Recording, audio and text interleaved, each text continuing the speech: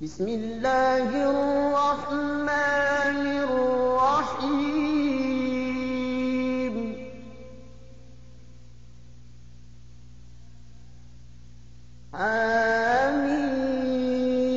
آمين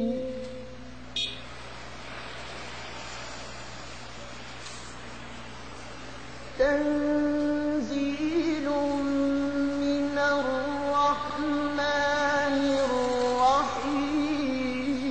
الرحيم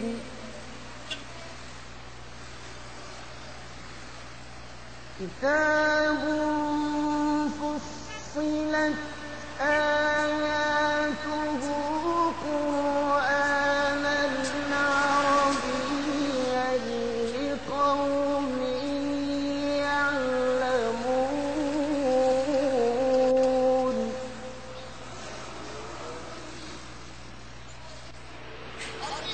بشيرا ونذيرا فأعرض أكثرهم فهم لا يسمعون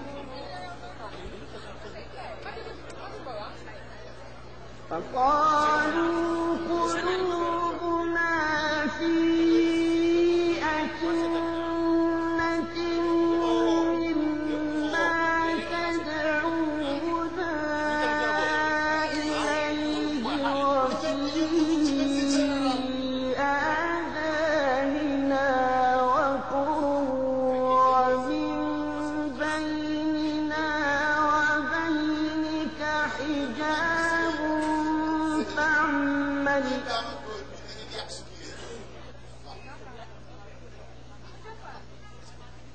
فاعمل إننا عاملون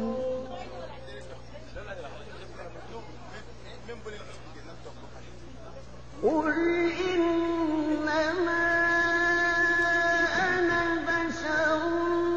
مثلكم يوحى إلي أنما إلهكم إله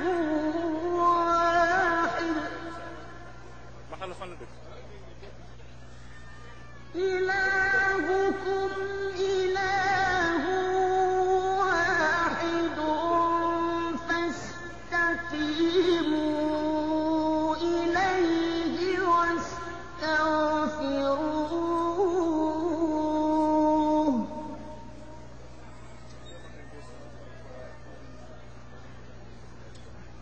وويل للمشركين الذين لا يؤتون الزكاة وهم بالآخرة هم كافرون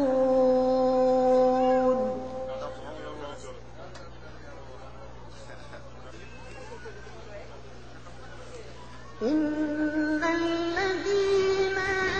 آمنوا وعملوا الصالحات لهم أجر غير ممنون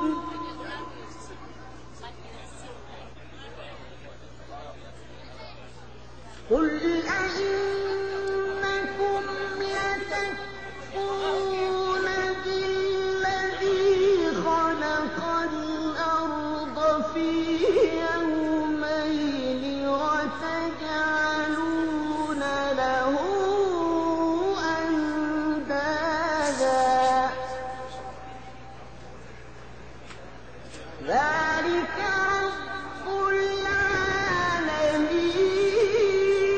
العالمين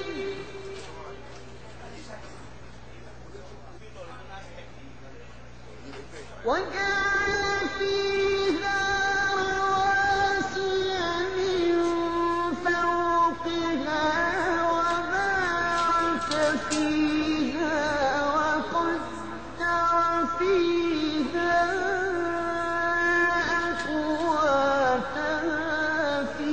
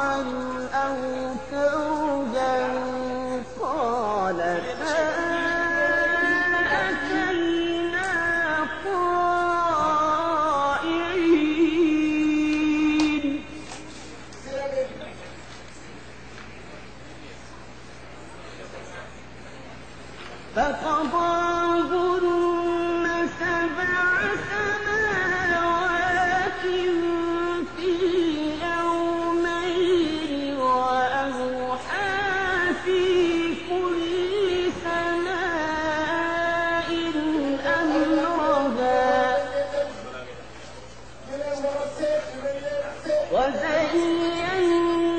السماء الدنيا بمصابيح وحفظا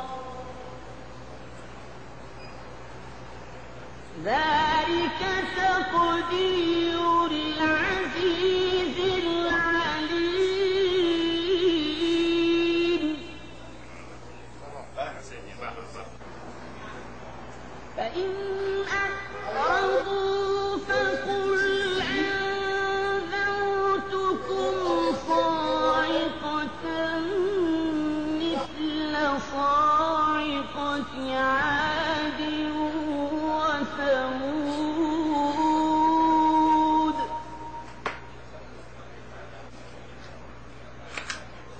إذ جاءتهم الرسل من بين أيديهم ومن خلفهم ألا تعبدوا إلا الله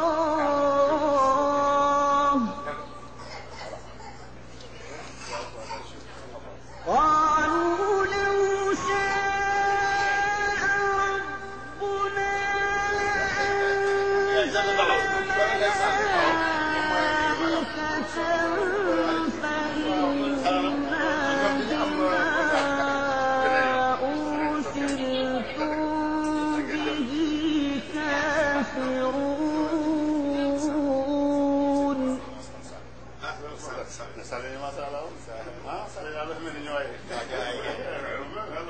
فأما عاد فاستكبروا في الأرض بغير الحق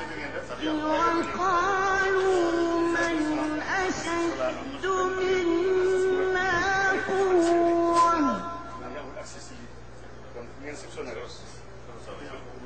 أولم يروا أن الله الذي خلقهم هو أشد منهم قوة وكانوا بآياتنا يجحدون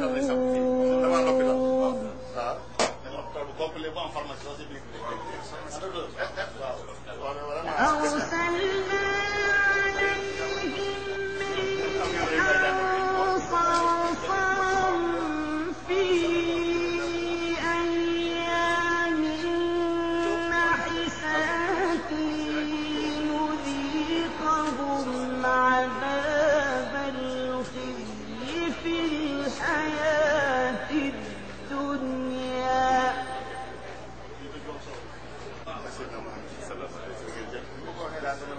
ولعذاب الآخرة أخزى وهم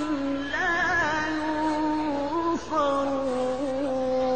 ينصرون وأما ثمود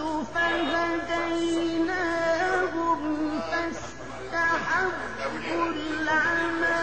على الهدى فأخذتهم صاعقة العذاب الهون بما كانوا يكسبون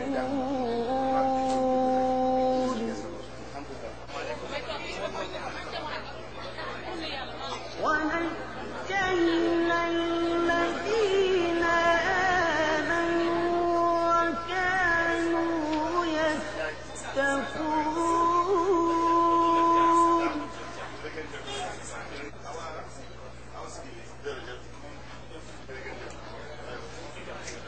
ويوم يحشر أعداء الله إلى النار فهم يوزعون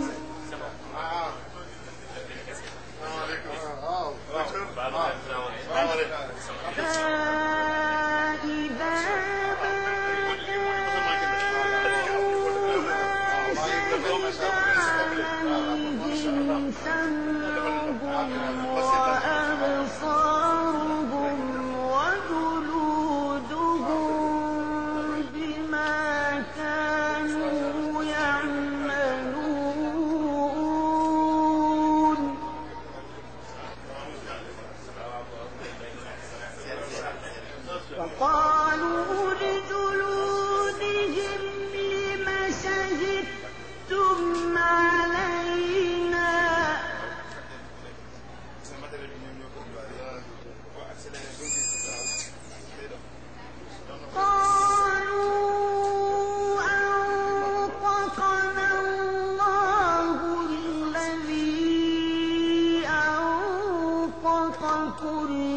شيء وهو خلقكم أول مرة وإليه ترجعون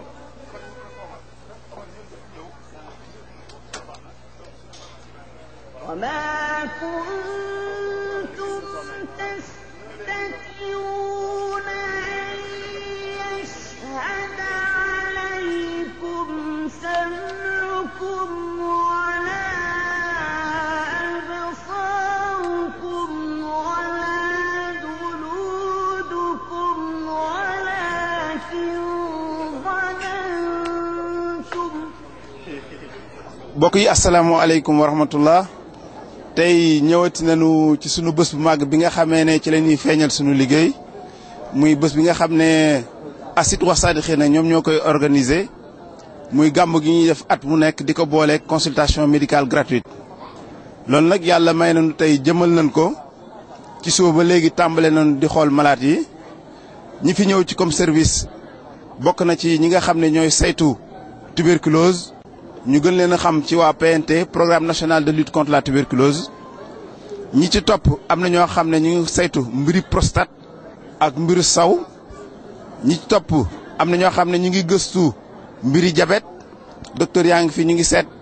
nit ñi ñu ngi xool ba xam gëstu leen ba xam ndax amuñu feebar. ñu yàlla dimbalee tey ji sax professeur bu mag bi nga xam ne mooy saytu wàllu woowu te ñu demoon seetu ko te mu waxtaanal ñu te mu yaatu lool.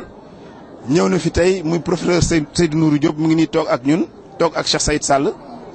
du ñàkk suñu paree dina jël kàddu pour dénk mbooloo mi. waa gériatrie yi ñëw nañu ñi nga xam ne ñooy faj mag ñi gëstu seen feebar ndax mag la am na lu muy màggaale loo xam ne bokkul ak li xale am donc ñoom ñëw nañu tey jii xëy suba teel ñu ngi seet mag ñi. lii moo nekk suñu mébét tey ba ñu organiser ko ànd ak waa PNT. équipe boo xam ne bu dynamique c'est soo ba léegi wax dëgg si yàlla ñu ngi liggéey bu xarañ ci leen dema sax ba gis ne am na benn xale bu fu teew boo xam ne dafa war ne juróomi dërëm mi ngi tag ci dënn bi juróom yooyu génnagul te bu fa nekkee mën na koo lor mën na sax faat bakkanam yal na ko ci yàlla musal moo tax yóbbu nañ ko hôpital pour faj ko pour dindi xaalis boobu nekk ci biir dënn bi. kon boo nga xam ne mbir mi bu doon foofu la yem rek jaroon na ko te ñu ngi gëstu ba léegi mag ñi dugg nañu xale yi dugg nañu. wax dëgg si yàlla organisation bi jaar na yoon moo tax kilifa yi tey jii ñëw fii. am na ñoo xam ne tamit ñu ngi xool mbiru bët ñu tuddee ko waa ophtalmo ñoom it ñu ngi leen di gëstu bu baax ñu ngi seet ba xam lan mooy problème mu mag ñi ci wàllu yooyu. ñi nga xam ne tamit ñu ngi faj bëñ taxaw na ne ñu ngi tàmbalee liggéey ndànk-ndànk am na ñaari fauteuil yu nekk ci biir yoo xam ne bu ci nekk mën naa jël malade toppatoo sa mbiru bëñ xool ba xam ndax feebar nga am na ci bëñ yoo xam ne sax mën nañ koo dindi fii. ndax loolu ba ñu xal la soxlawul dem ba hôpital pour mën koo dindi am nañ pharmacie boo xam ne tey ji tamit docteur Fall moo ko jiite garab yi ñëw nañu nit ñaa ngi jot seen wàll ci garab yi ku nu bindal ordonnance boo ñëwee fii mu jox la garab pour que nga mën a tàmbalee sa faj su fekkee ne nag li ñu gis ci yow dëppoowul ak lu nu mën a faj am na ay fiche yoo xam ne fiche accompagnement la maanaam fiche boo xam ne la dañuy ànd ak yow yóbbu la ci hôpitaux yi ñu xamee ne yaakaar na ne sa feebar boobu war nañ koo mën a faj ñu dénk la médecin yi ba noppi luñ ci mën a taxaw ñu taxaw la pour sa wér-gu-yaram ñëwal la. loolu ci sooba léegi nit ñaa ngi ñëw ñu ngi dugg ñu ngi sant yàlla bu baax ndax yëg nañu lan benn message lañ bëgg a jaarale à travers lii ñu def tey jii. message bi mooy lan bëgg nañu séddoo ak ñoom li nga xam ne moom lañ yàlla dimbalee lan lañ la yàlla dimbalee ñëw ci kër goo xam ne dañ doon saytu sunu diine. ngir lan gën a mën a jaamu suñu borom waaye li ñu xamal ginnaaw bi loolu amee mooy ne dimbali leen ma ci seen bopp ndax nan la nit di dimbalee nit ci boppam mooy nga am comportement bu baax am xam-xam boo xam ne day mën a jariñ nga mën a dimbali nit ki ci sa morom moom séddoog moom tey jii bés bi. loolu lañ jéem a feeñal tey jii ba ñu ngi sant yàlla ci soo ba léegi nit ñi ñëw nañu ak discipline ñëw nañu ak ñàkk bañ a werante ñëw nañu ak déggal ñu ci organisation yi. moo ñu waral tey jii biñ toogee ba jëmmi jamono Cheikh Saïd Sall ñëw fi ànd ak délégation ànd ak Cheikh Habib Dem ñëw gëstu mbir mi xool ba xam ni ñuy doxalee nan la ñoom la ñuy jox kàddu incha allah ginnaaw bu ñu joxee professeur ba pare ñu joxe seen xalaat ci bés bi bisimilah professeur. alhamdulillah wasalaatu wasalaam ala rasulillah sayidina muhammadin wa ala alihi wa sahbihi wa sallama tasliman kathiran. asalaamaaleykum wa rahmatullahi taala wa barakatuhu. ñu sant yàlla bu baax dolli di ko sant fu ñu toll yàlla na dolli xéewal di julli ci Yonent bu tedd bi sallallahu alayhi wa sallam di nuyu mbooloo mi yëpp tàmbalee ko ci suñu wëllëre Cheikh Saïd Sall. kóllëre moo ñu fi indi du question sax nekk médecin wala leneen mais kóllëre gu yàgg moo tax ñu dagg suñuy yitte ne néew nañu fekke ci lii mu dajeeg loo xam ni yàlla dafa def ñun ñu nekk di yëngu ci médecine di professeur de médecine liñ naan médecine interne mooy spécial boo xam ne pratiquement lépp la làmb ci médecine wante nag yàlla jag lañu ci feebar bi ñu naan diabète ñuy rafetlu lool di nuyu say Sall di ko sargal di ko ñaanal yàlla lii nga xam ne moom la tàmbali di ko def ay ati at yàlla na di gën a jariñ jaam yi parce que njariñu jaam yi rek la ñu ciy ut ci lépp lu ñu ciy def njariñ loolu nag tey jii feeñ na beneen façon comme ni ko docteur Ndour waxe léegi diine dafa làmb lépp damay wax ni su ne diine bu doon ni tey da ngay ñëw julli woor génne daal di dem rek doyul li koy suweer mooy jëf ju rafet lii nag dafa bokk ci ihsaan bokk ci jëf ju rafet gis ni nit sonn na lott na ci ut fu mu fajoo nga ni ko kaay ma faj la nit ñi nañu bàyyi xel ci loolu boo jógee itam nga ñëw na nga xam ni fii nga ñëw da nga war wax sa jàngoro boo waxee sa jàngoro mooy tax ñu mën laa faj wala dafa ne ki ku ñu xamul sa jàngoro duñ la mën a faj waaw nit du bàyyi ma nit ki da ngay ñëw wax sa jàngoro ba mat boo lépp ñu boole ko nag jéem la cee faj li ma ciy yokk rek mooy ni paj dafa ànd ak dundu nit maanaa li ma bëggoo foofu feebar moom la Cheikh Saïd léegi feebar li ci jiitu mooy fagaru boobu li koy indi mooy communication bi nga xam moom la ñuy def pour nit ki xam fan la war a jaar ba bañ a feebar parce que nag xam foo jaar ba bañ a feebar fegu moo gën faju bu fekk loolu fegu dafa bokk ci faju surtout bari na feebar yu xew tey mu mel ni feebaru diabète mu mel ni feebaru tension ak feebar yu demee noonu feebar yu ñuy fegu la fegu bi mooy xam lan mooy indi feebar boobu ci gàttal rek dama ci wax dellu tuuti ci li ñu defoon ci interview bi fàttali rek lan mooy diabète ak diabète boobu naka la nit ki mën a def ba di ko moytu diabète feebar la boo xam suukar si ngay lekk moo ëpp ci sa yaram ndax sa yaram mënatu koo jël dugal ko fa mu ko war a dugal ndaxte dafa am machine bu nekk sa biir boo xam dafa yàqu boobu moo tax mënu ko kon nag bu boobaa yow war nga xam ndax feebar bu dana la yëpp wala déet ki feebar bi yëpp mooy ki xam ne am na ci famille am moom la gën a yëpp ki feebar bi yëpp mooy ki yaram wi di lew di yem ñu tubaab naan ko obésité graisse gu bari daf koy indi ki muy yëpp mooy ki am tension ba pare docteur bi nga xam ni mii moo lay faj tension wala la seetal diabète jamono ba jamono jigéen bi nga xam ne bii dafa ëmb ba yàqu ñaari yoon ñetti yoon war na bàyyi ci xel mi xëy na diabète moo ko yàq jigéen bi nga xam ni yàlla may na ko mu ëmb ba yàlla may ko mu mucc indi doom ju ëpp 9 kilos war na xam ni doom jooju diabète moo feeñoon ci biir ëmb bi moo tax loolu am yooyu nit màndarga bu dajee ci nit ko war na dem di seetlu boppam bu mu toog ne yàcc benn place wante li gën a am solo mooy nit ki li tubaab naan hygiène de vie maanaam defar sa àddina ci tàggat sa yaram ak ci xool looy dugal ci sa biir ci sa mbàq mi dafa nekk loo xam dina faj feebar yu bari du feebaru diabète rek gis nañu ni kiy def régime normal nga xam ni yaa ngi lekk goo xam li ci war a daje na ci waxuma diabète waxuma tension waxuma cholestérol mais yenn cancer yi sax du la dal parce que ci gëstu tey xam nañu cancer mooy ne cancer du sein yëpp jigéen ñi wala cancer de l'utérus wala boog ci génn ñi ko góor ñi cancer de la prostate wala cancer bi nga xam ni mbàq mi lay jàpp wala butit bi lay jàpp gis nañu cancer dafa lëkkaloo ak sa lekk ak sa lekkin diw gu bari xorom su bari suukar su bari nit ku ne boo ko mënee moytu moo gën ngay tàggat sa am bés bu ne nga dox fanweeri minute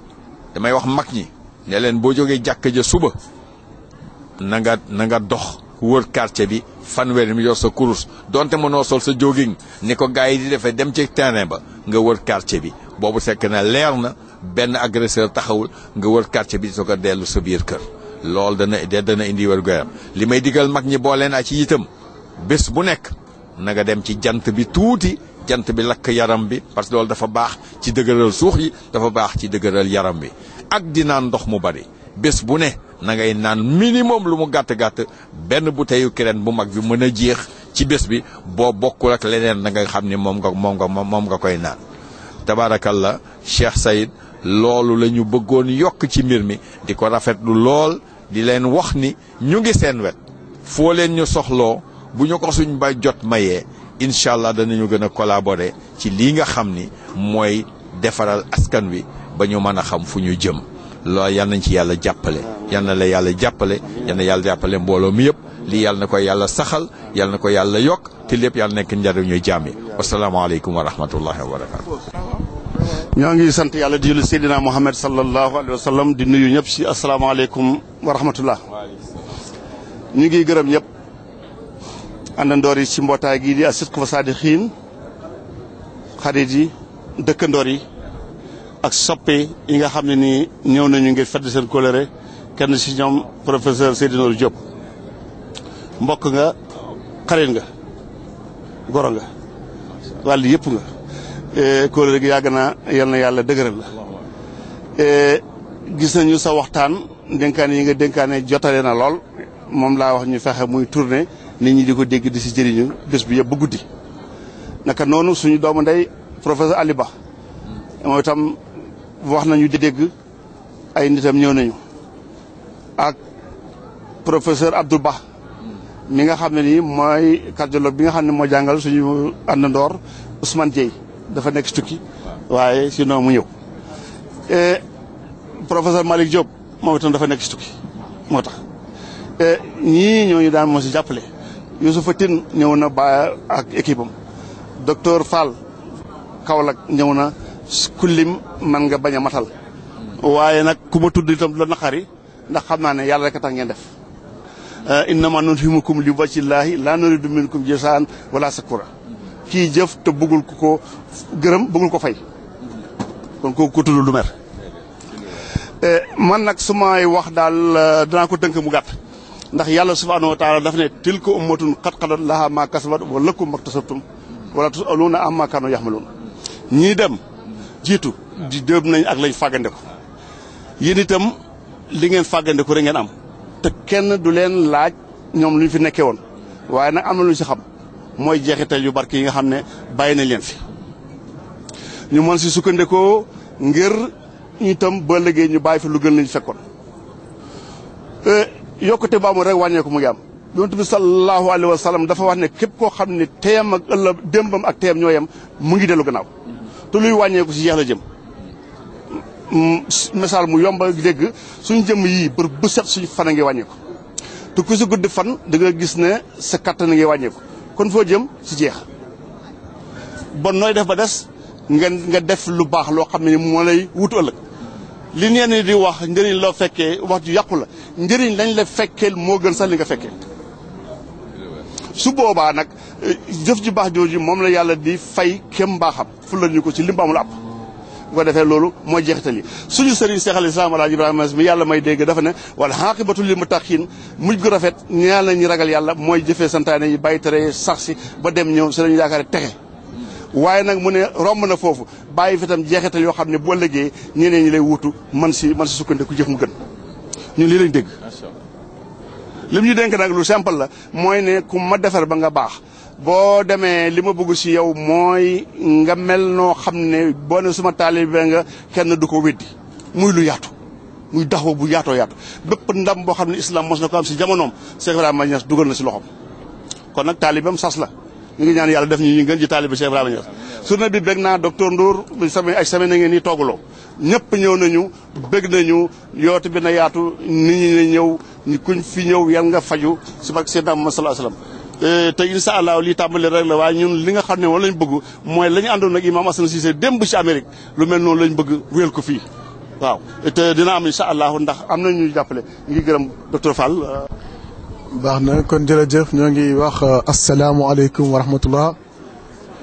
di dellu di sant yàlla bi nga xamante ni moom moo nu may nu fekkee bés bi mën nañu wax ci turu docteur yi naam ndaxte bés bi ñuy teg fii sunu ay tànk ñoo ngi nekkoon étudiant doon def sunu première année daanaka docteur yi jëkk thèse ci kër gi mooy docteur Souleymane Ndour moo topp ci docteur Fall ci jamono yi nga xam si ni ñoo ngi ànd ak sunu wasila di Cheikh Ibrahim Sall lu tax loolu am solo nu mën ko fàttali moom mooy lañu tàmmoon ci ay thèse sa université ci jamono jooju moom mooy boo demee bay thèse rek place bu ñu daan wax Soweto ngay dem Soweto nga teg ay musique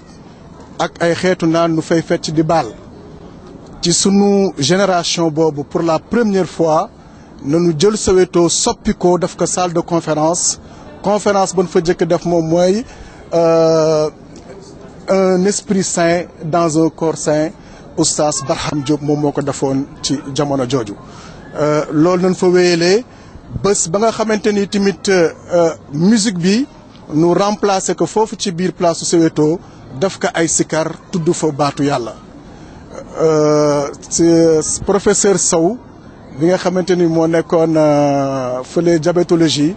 moom moo doon suma président de jury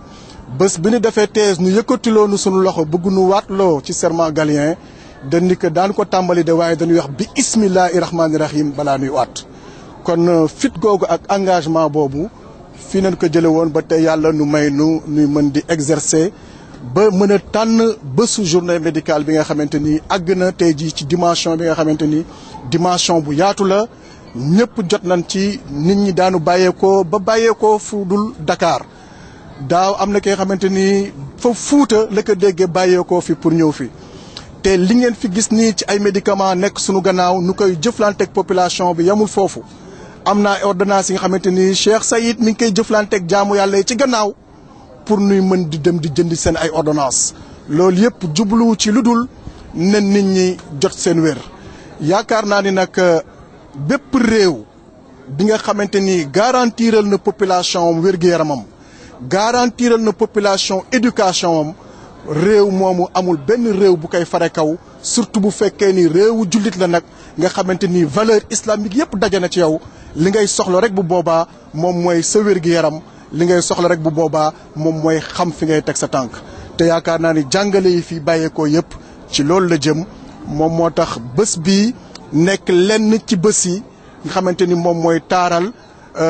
bés bii nu jàpp at mu nekk di ko def ndaxte lii moom mooy partie médicale bi jëflanteeg jaam yi mu des partie jàngale bi partie conférence yi partie waxtaan ak nit ñi delloowaat leen ci yàlla yaakaar naa ni loolu moom mooy mission islam. te mission islam boobu buñ ko déggee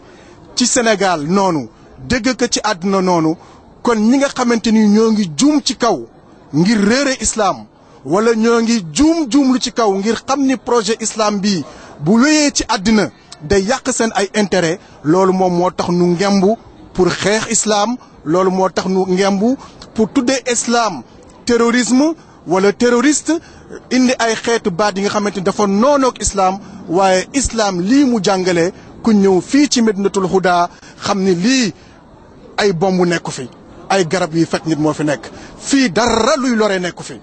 islam jullit ñi amul dara luy lore lu nekk seen biir loxo yi kon bu fekkee da ngay jiite réew naan réew yooyu ay fitna la benn nit dootul duggati sama réew ndaxte ñoom ñoo bàyyi terrorisme waxoo sa programme waaye nag songu nga mbër mi nga xamante ni képp ku ko mos a songu daanu nga ci kaw suuf ndaxte dëggu yàlla gi kenn mënu ko téye moom mooy fare kaw yàllaa ko dige te incha allah rabbi action yu mel nii éducation yu mel nii ñoom ñoo koy mën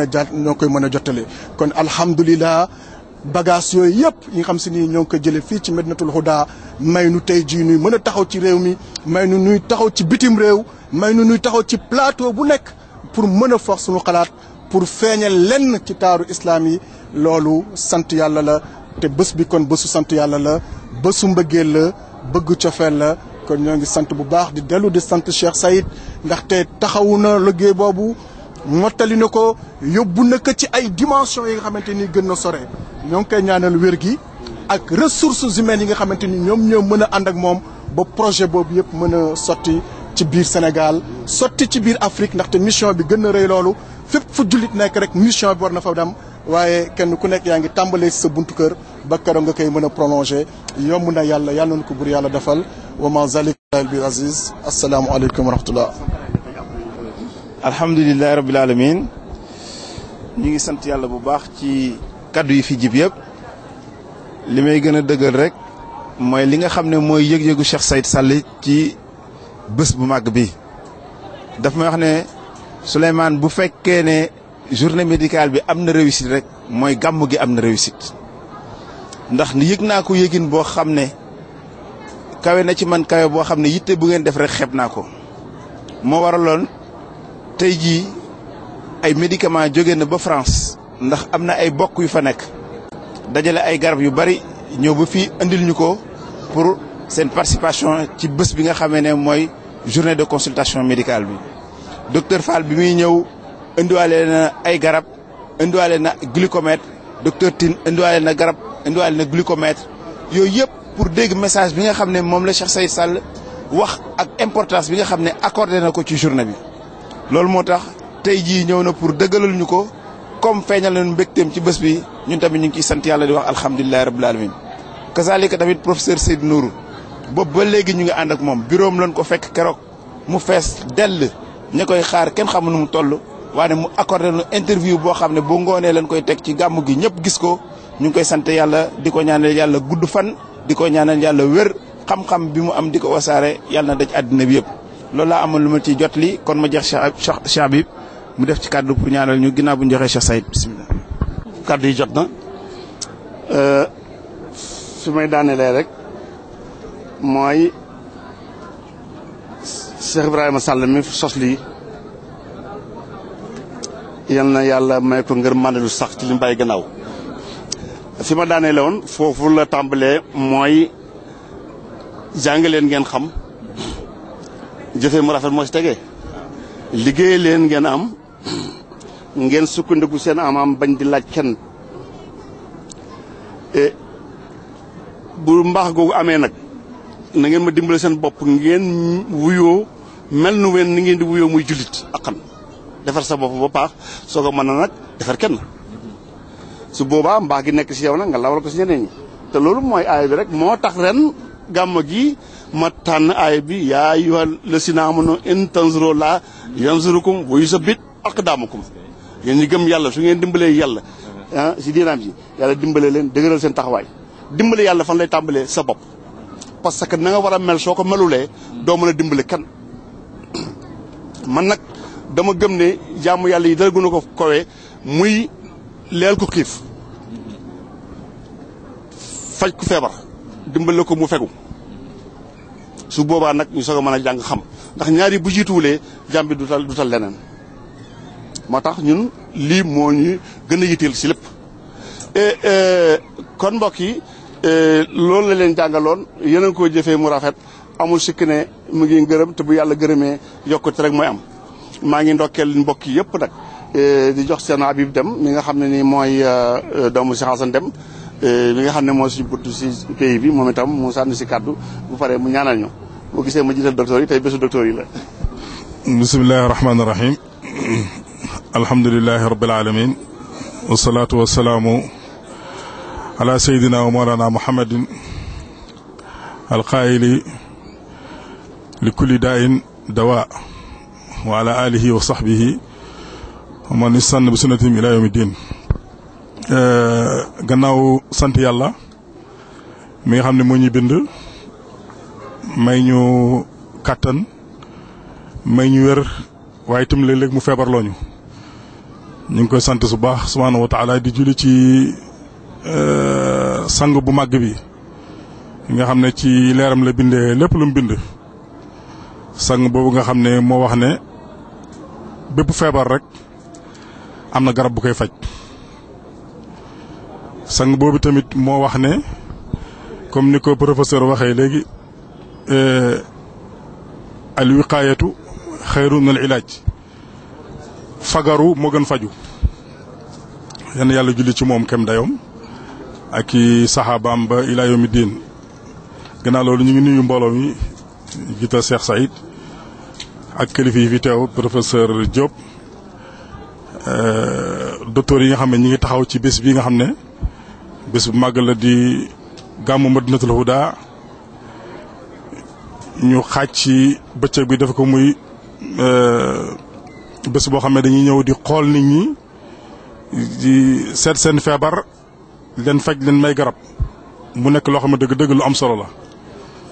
ñu ngi koy rafetlu bu baax a baax di gërëm nag ki nga xam ne mooy sabab bi muy Cheikh Saïd bi nga xam ne moo ko tàmbali mu nekk jëf joo xam ne min amalil birri yàlla moo ñu wax ne taawanu alal birri wa taqwa na ngeen dimbalante ci jëf-jëf yu baax ak ragal yàlla waaye jëf yu baax mënu raw lii taxawal journée boo xam ne journée consultation gratuite nit ñi feebar nga ñëw xool leen faj leen mel leen ay garab loolu dëgg-dëgg biru rawati ko mooy lu baax rawati ko kon ñu ngi ndokkeel Cheikh Saïd ci loolu bu baax a baax di ñaanal Cheikh Ibrahima Sall mi nga xam ne tamit moo yar mbooloo mi tey nga xam ne ñoo taxawee lii tey médecins yi fi taxaw ñoom docteur Fall docteur Souleymane Ndour ak ñi ànd ñoom ñëpp fii la ñu génnee comme ni ko Fall waxee léegi kon moom tamit liggéey na liggéey bu rëy yal na yàlla yokku ay leeram su ko defee nag nit moom fekk yaa ngi dund da nga war toppatoo sa wér-gu-yaram comme ni ko yonent Yàlla Muhammad waxee sallallahu alayhi wa sallam al wiqaayatu xayrun min al ilaaj ku nekk war ngaa fegu seet li nga xam ne moo lay may wér-gu-yaram nga koy toppatoo di ko def waxtu wu nekk comme ni ñu ko déggee ci discours yi jàll. docteur professeur Diop wax na ko docteur Fall tamit wax na ko kon nit ñi kon nañ déglu di jëfee ndax ñu mën a am wér dégg nga parce que bu ñu amul wér duñ mën a jaamu yàlla gi nga xam ne moo tax yàlla bind ñu indi ñu fii ci kaw suuf. maa ngi bañ a guddal di wax ne dëgg-dëgg lii lu rafet la lii lu taaru la kon ñi nga xam ne ñoo ko taxawee yal na yàlla fay leen. waaw yal nañu ko yàggee teewee at yu bëree bëri képp ku fi ñëw indi jàngoro rek yal na ko yàlla faj waaw ku fi ñëw ak bépp jaaxle yal na ko yàlla teggil te yàlla yokk mbooloo mi yokk amee man-man yi docteur yi nga xam ne ñoo taxaw tamit di faj nit ñi ñoom tamit yal na yàlla kattanal leen waaw yàlla méngoo seen mbir ci zahir ak ci baatin cheikh bi ñu ngi lay ñaanal yow tamit projet yëpp yal na ko yàlla jëmmal ni nga ko bëggee yaa rabbal alamin ak ni ko Cheikh Ibrahima Sall bëggee woon ci barke Baye Niass barke Cheikh Tidiane barke yonent Yàlla Muhammad sallallahu alayhi wasallam su ko fee ñu jàng Fatiha benn ñetti saatu Fatiha ñaan yàlla nangu ñu suñu ñaan min ashaytaani rajim bismillahi arrahmani arrahim alhamdulillahi rabbil alamin arrahmani arrahim maliki yawmiddin iyyaka na'budu wa iyyaka nasta'in ihdina as-sirata al-mustaqima sirata alladhina an'amta alayhim غير المغضوب عليهم ولا الضالين آمين اللهم صل على سيدنا محمد الفاتح لما أغلق والخاتم لما سبق ناصر الحق بالحق والهادي إلى صراطك المستقيم وعلى آله قدر مقدار العظيم سبحان ربك رب العزة عما يصفون وسلام على المرسلين والحمد لله رب العالمين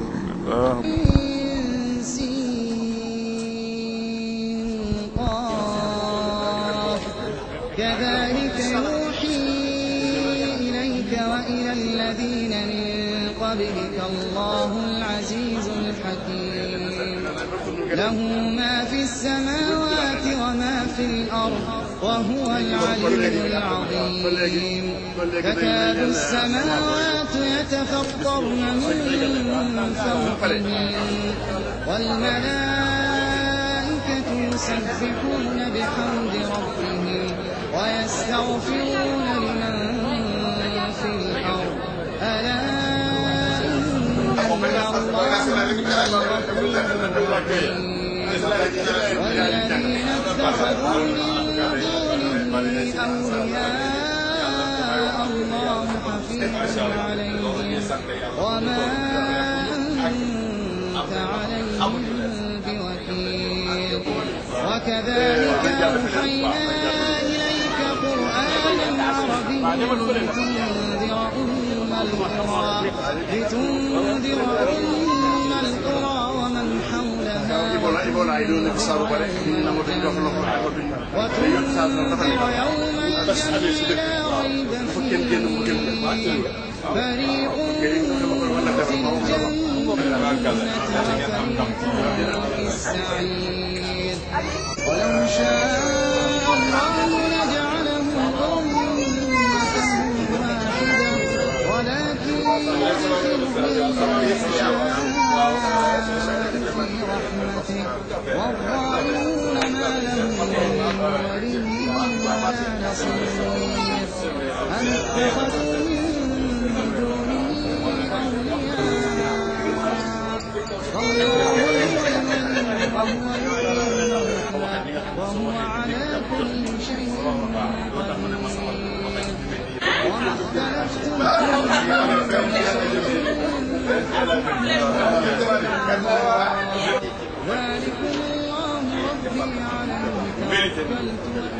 jërëjëf buñ ko seetee bëgg nañ si ndax yaa ko jàngal waaye ñun tam ànd naa ñun ànd bu rafet te itam noonu la ànd woon ak imam Hassan Cissé bi mu fi njëkkee ñëw wax na ma ko te ba léegi mu ngi yittewoo suñu bés bi ko jot mu nga Burkina Faso waaye daf na mu garanti na dina ñëw ak équipe kon docteur Marie li baax bari na waaye ku man booy def nga def li gën loolu mooy yéen tuuti ñun mooy wala fayante kenn baaxam ma xam loolu moom dafa yónnee équipe ba pare waaw dañu xool ba xam ndax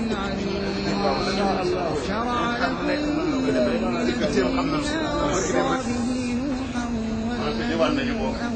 waaw ñëwaat nañu ak professeur Cheikh Nourou Diop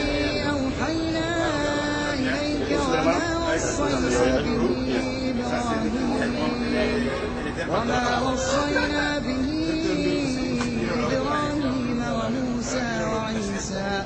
أن أقيموا الدين ولا تتفرقوا فيه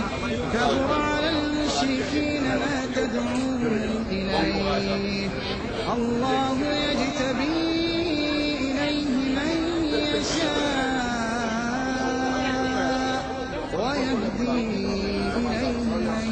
ينيب وما تفرقوا إلا من بعد ما جاءهم العلم بغيا بينهم ولولا كلمة سبقت من ربك إلى أجل مسمى لقضي بينهم وإن الذين أورثوا الكتاب من بعدهم لفي شك منه مريب فلذلك فادع واستقم كما أمر ولا تتبع أهواءهم وقل آمنت بما أنزل الله من كتاب وأمرت لأعدل بينكم الله ربنا وربكم لنا أعمالنا ولكم أعمالكم لا حجة بيننا وبينكم الله يجمع بيننا وإليه المصير والذين يحاجون في الله di nekk hôpital Abass Ndao yow service de médecine interne ak service de diabétologie foofu ci hôpital Abass Ndao di jàngale yi jëm ci université de Dakar. Voilà, merci beaucoup, merci. Ce que je voulais dire, en résumé, je suis ici avec beaucoup de plaisir. Parce que je suis venu voir mon frère, Cheikh Saïd Sall, que j'apprécie beaucoup. J'ai beaucoup apprécié son action, qui est la poursuite d'action de son frère, qui est la poursuite d'action de notre grand Cheikh El Hadj Ibrahima Niass. C'est une action musulmane. C'est une action religieuse. Mais je dis toujours que la religion, c'est un tout. Ce n'est pas seulement la prière. La prière n'est qu'une chose. Dañu ne nu mu tuddee bu ñu ala xamsin ñu daal di indi arkanul islam. Mais loolu mooy base. Boo fekkee da ngay que quand tu construis une maison, tu mets une fondation, mais s'il n'y a pas des murs, s'il n'y a pas un toit, s'il n'y a pas de la peinture, s'il n'y a pas des meubles, tu n'habites pas là-dedans. Eh bien, toutes les bonnes actions qu'on est en train de faire, c'est ça l'islam. Donc, il faut aujourd'hui que des actions comme cette action-ci, une action de santé, dans un pays où 70% des gens n'ont pas les moyens de se soigner, il faut qu'aujourd'hui, tous les acteurs de santé se déplacent vers la population pour pouvoir les soigner. Si on a des personnes, un groupe comme ce As-Sidq Sadiqin se met en branle en se disant je vais mettre à votre disposition les moyens pour atteindre les populations, on ne peut qu'applaudir en ce moment-là pour pouvoir arriver à donner la santé aux populations, à mettre la prévention en avant.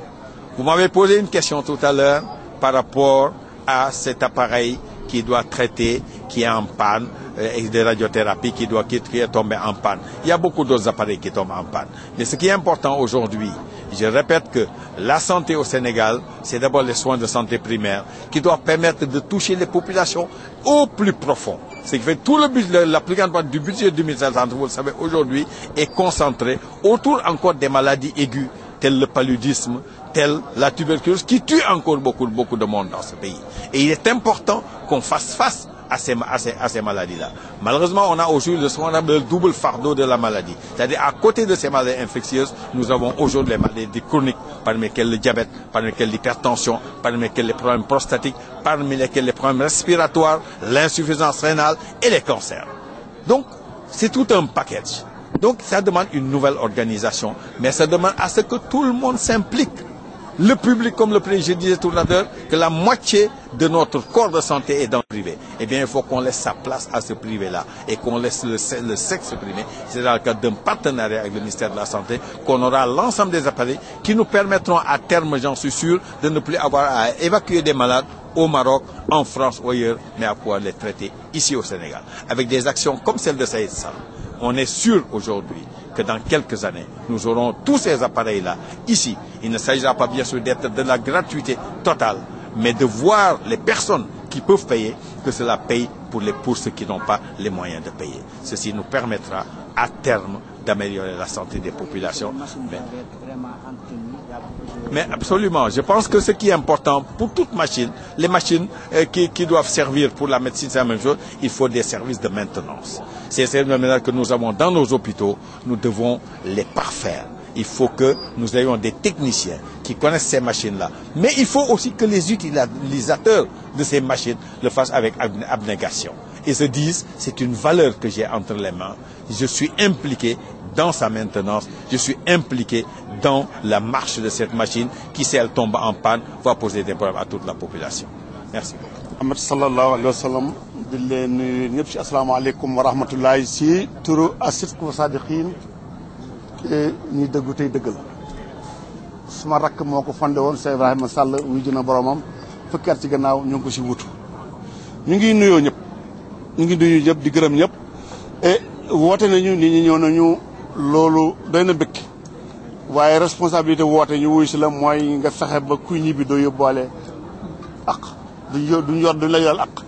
moo tax ñun suñu wootee woo nit ñi si leen jëriñ la suma cant maa si jiital njiitu réew mi di président Macky Sall ak gouvernement am yebal na ministre de la santé si jiitu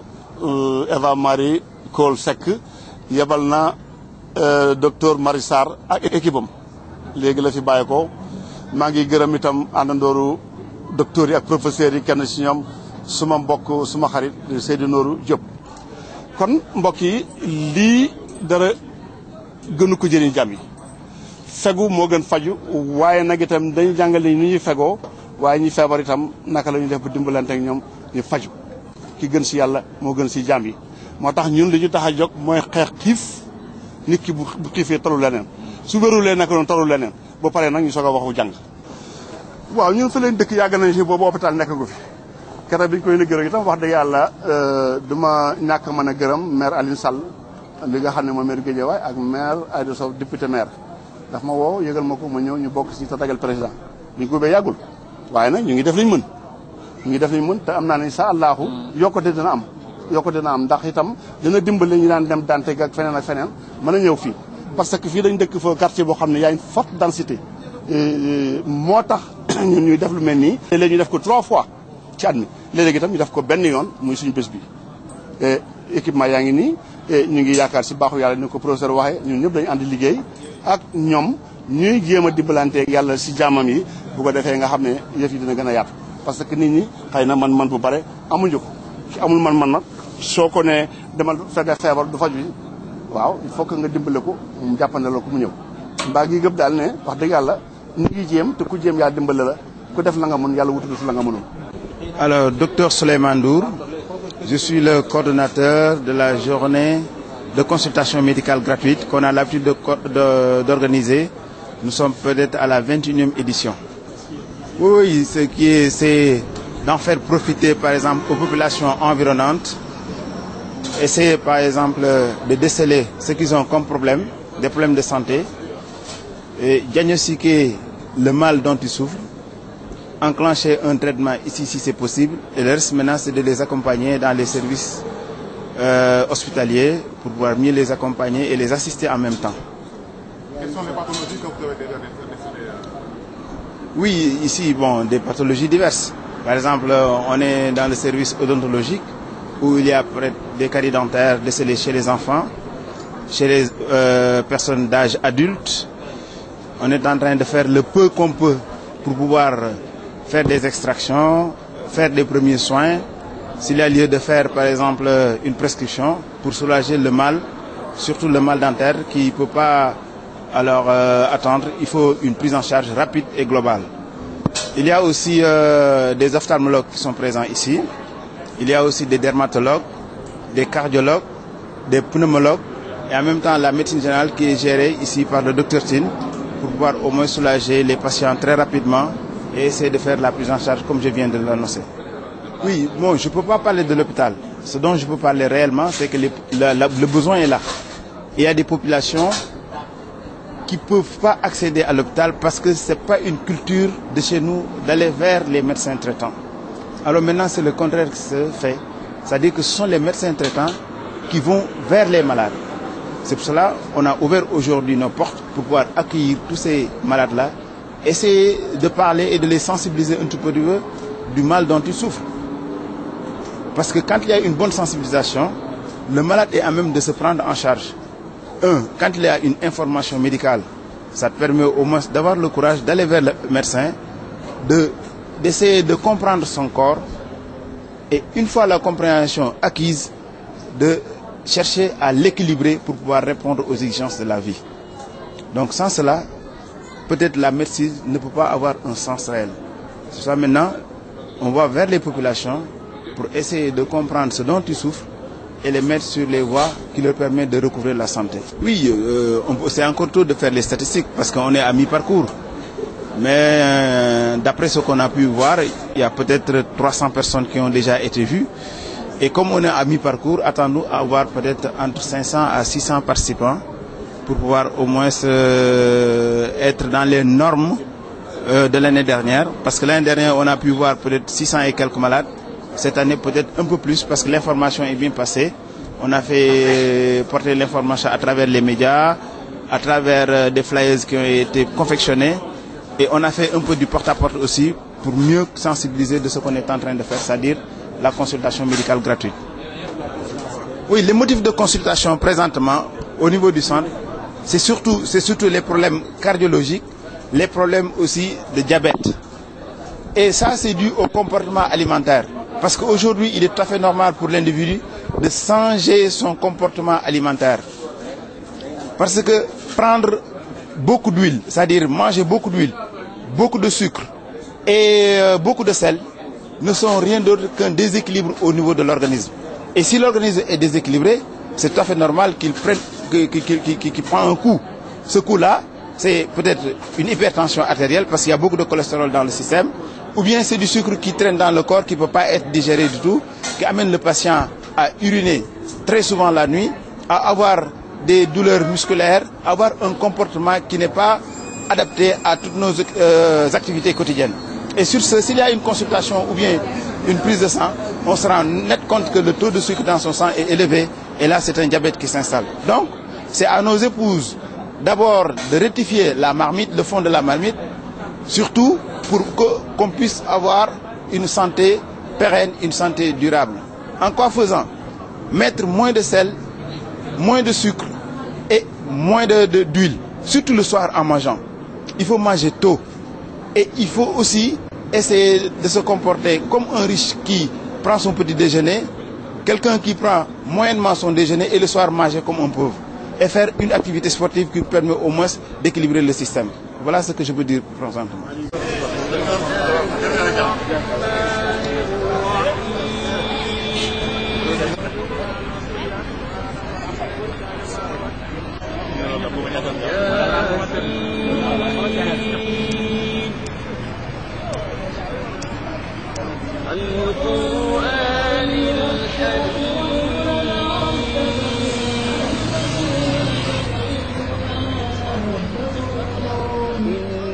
إنك لمن المرسلين